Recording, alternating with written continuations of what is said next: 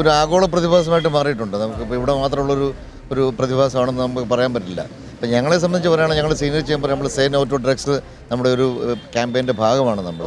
പിന്നെ ഞങ്ങളിപ്പോൾ ചെയ്യുന്നതെന്ന് വെച്ചാൽ ഞങ്ങളിപ്പോൾ ഇവിടുത്തെ 219 സ്കൂളുകളിൽ സൗജന്യ നേത്ര പരിശോധന ക്യാമ്പുകൾ നമ്മൾ നടത്തുന്നുണ്ട്. ഞങ്ങളുടെ ഒരു മെമ്പർ ഇൻഫിനിറ്റി കോളേജ് അടിക്കുന്നുണ്ടെന്നും കൂടി നോക്കണം. അതെ. അപ്പോൾ അതിൻ്റെ കൂട്ടത്തിൽ ഞങ്ങളിപ്പോൾ ചെയ്യാൻ പോകുന്നത് വെച്ചാൽ ആ സ്കൂൾസിലെല്ലാം തന്നെ ഒരു ക്യാമ്പയിൻ നമ്മൾ സ്റ്റാർട്ട് ചെയ്യും. ഞാൻ കണ്ണാടി വെച്ചപ്പോൾ ഒരാളെ പെട്ടെന്ന് തിരിച്ചറിഞ്ഞില്ല, ഇപ്പോഴാണ് തിരിച്ചറിഞ്ഞത്.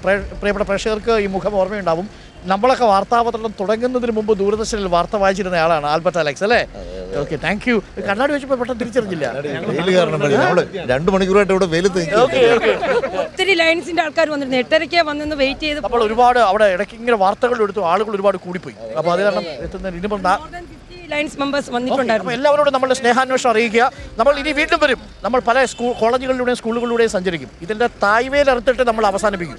എനിക്ക് പറയാനുണ്ട്, ഈ പെൺകുട്ടികൾ ഫസ്റ്റ് ഇയർ കോളേജ് ഹോസ്റ്റലോ വീട്ടുകാരുടെ റെസ്പോൺസിബിലിറ്റിയിൽ താമസിക്കും.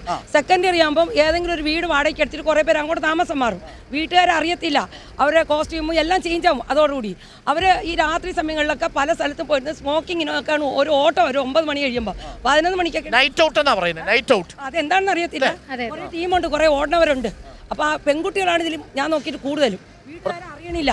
അതൊരു പ്രധാനപ്പെട്ട കാര്യമാണ്. ഇതൊക്കെ എല്ലാവരും അറിയുക എന്നുള്ളതാണ്. എന്നാൽ മോറൽ പോലീസിംഗ് ആവശ്യമില്ല, പക്ഷേ ഈ കാര്യങ്ങളൊക്കെ അയൽവാസത്തൊക്കെ നടക്കുന്ന കാര്യങ്ങളാണ്. Okay, thank you, all the best. അപ്പം ഗംഭീരമാവട്ടെ, ഉഷാറാവട്ടെ. Thank you.